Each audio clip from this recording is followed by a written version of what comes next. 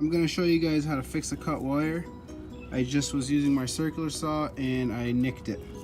And now it doesn't work no more. Instead of throwing it away, we're going to fix it. I took a razor blade. Let me find a razor blade. Get your razor blade. And I went into the wire and I pulled out both of the two wires. I've scored one of the wires round. I got one hand here, so that's why I'm not showing you as I do it, but I'm telling you what to do. Score it all the way around. And then once you got it around, you can pull it out.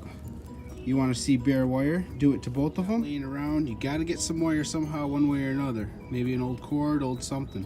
But once you got some old, I got old speaker wire here, you're going to remove the plastic by scoring it and pulling on it. You can use a lighter and heat it like right here and then pull on this end.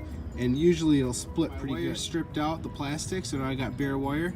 And I've twisted it so it keeps together and doesn't unravel. Now what we're going to do is twist one on this end and one on that end, and you're gonna cut it right here before you do that. Twisted it on both ends. Always make sure your device is unplugged or you're gonna get a poke.